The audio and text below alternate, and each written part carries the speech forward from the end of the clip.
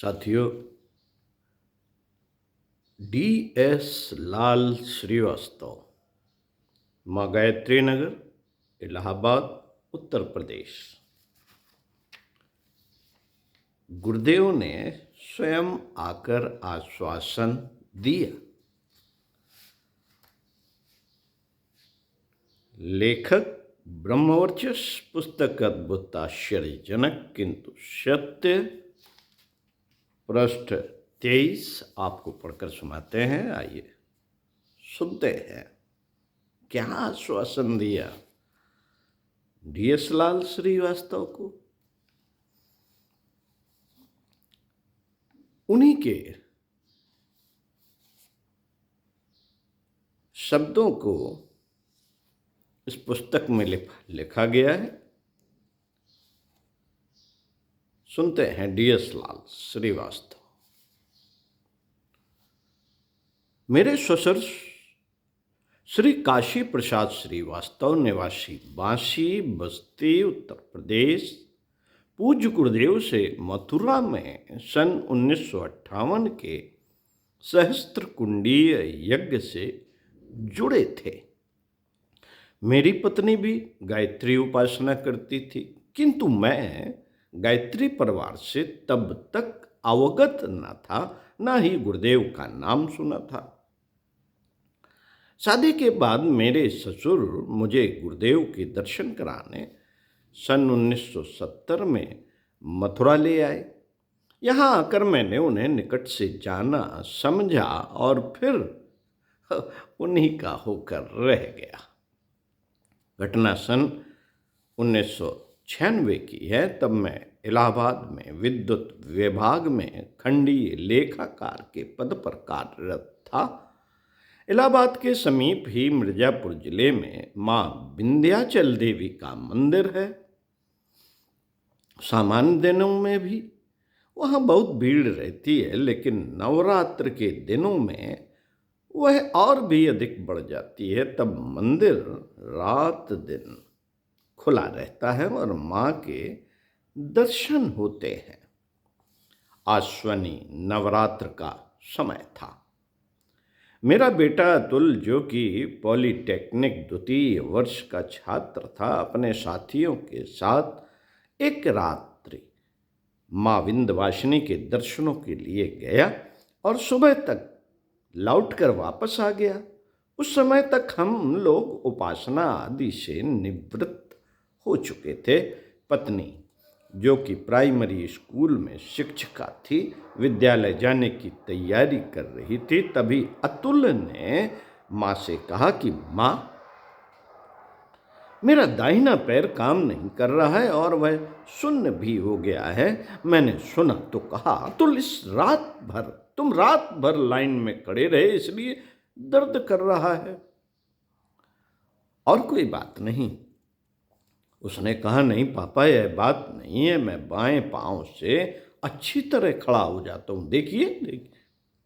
उसने बाएं पैर से खड़ा होकर दिखाया, किंतु जब दाएं पैर से खड़ा हुआ तो लड़खड़ाकर गिर पड़ा और बेहोश हो गया।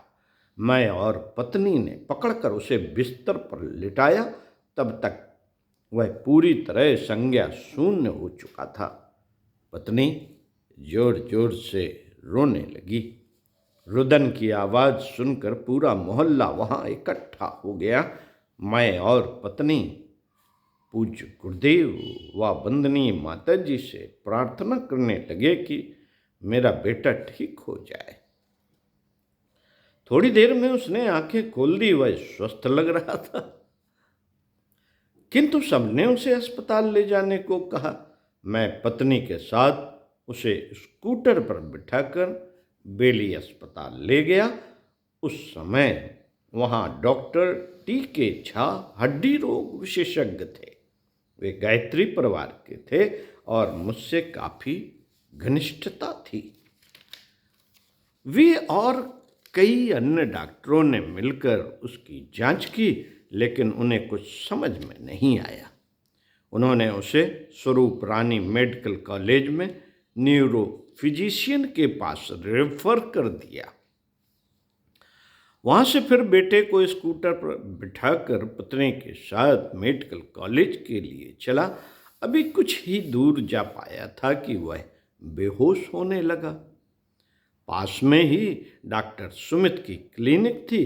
कुछ लोगों की मदद से उसे वहाँ ले गया। वे मेरे पूर्व परिचित थे।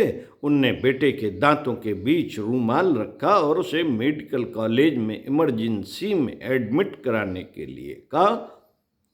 मेडिकल कॉलेज के इमरजेंसी वार्ड में उसे किसी तरह एडमिट करा दिया।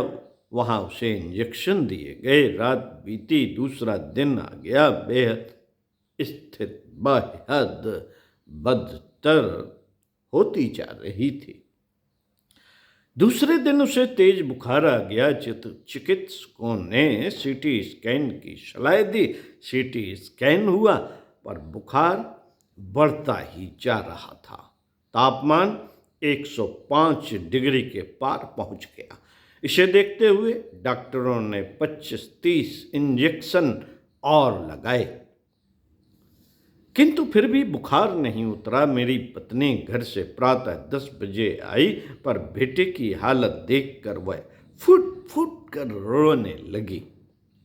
वह रोती जाती और गुरुदेव से प्रार्थना भी करती जा रही थी कि गुरुदेव, मेरे बेटे को बचा लीजिए। दिन भर स्थिति यथावत बनी रही। रात को चिकित्सकों ने कुछ और इंजेक्शन लगाने का फैसला किया और बर्फ से सिकाई की मंशा जताई। बर्फ से सिकाई की गई, पर बुखार जस का तस रहा। तापमान बराबर 104 डिग्री बना हुआ था। रात गहराती जा रही थी और हम दोनों काफ़ी घबराए हुए थे। दोनों कभी गुरुदेव से प्रार्थना करते तो कभी गायत्री मंत्र जपते। इसी क्रम में पत्नी को कब नींद आ गई पता न चला, किंतु मैं रात भर जागता रहा। प्रातः ब्रह्म मुहूर्त में करीब 4 बजे धोती कुर्ता पहने एक वृद्ध बाबा आए और धीरे धीरे चलकर मेरे बेटे के बेड के पास जाकर खड़े हो गए। उस समय मैं बहुत भयभीत था। मुझे लगा कोई यमदूत मेरे बेटे को लेने आ गया। घबराते हुए मैंने पूछा, क्या बात है बाबा, यहाँ क्यों खड़े हैं, किससे मिलना है? मेरे लगातार पूछने पर बाबा बोले, रात में इसी लड़के की तबीयत खराब हुई थी क्या? मैंने सहमत में सिर हिला दिया। बाबा ने मेरे कंधे पर हाथ रखकर कहा, घबराओ नहीं बेटा, यह जल्दी ठीक हो जाएगा। इतना कहकर वे चली गई। मैं मंत्रमुग्ध सा उन्हें जाते देखता रहा। जैसे ही वे बाबा दरवाजे से बाहर निकले, मुझे होश आया कि आखिर वे कहाँ से आए और कहाँ जा रहे हैं। मैंने पत्नी को झकझोर कर जगाया, कहा, इसका ध्यान रखना, मैं अभी आया। कहकर उनके पीछे भागा। बहुत ढूंढा लेकिन वे नहीं मिले। तब जाकर मुझे गुरुदेव की याद आई।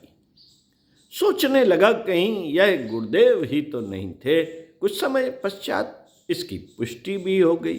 करीब 6 बजे प्रातः बुखार 101 डिग्री पर आ गया था और बेटे को होश भी। मैं नित्य क्रिया से निवृत्त होने घर चला गया। वहाँ से 9:30 बजे लौटा तो पत्नी ने बताया कि डॉक्टर रेशमा अग्रवाल आई थीं। उन्होंने बताया कि बेटा अब बिल्कुल ठीक है, इसलिए उसे अब जनरल वार्ड में शिफ्ट कर रही हूँ। सभी आश्चर्यचकित थे कि अचानक सब कुछ सामान्य कैसे हो गया। डॉक्टर हैरान थे। वे कह रहे थे, आपकी प्रार्थना रंग लाई, आपके भगवान और गुरुदेव ने सब ठीक कर दिया, अन्यथा केस हाथ से निकल चुका था, मृत्यु सुनिश्चित थी। दूसरे दिन बेटे को डिस्चार्ज कर दिया गया।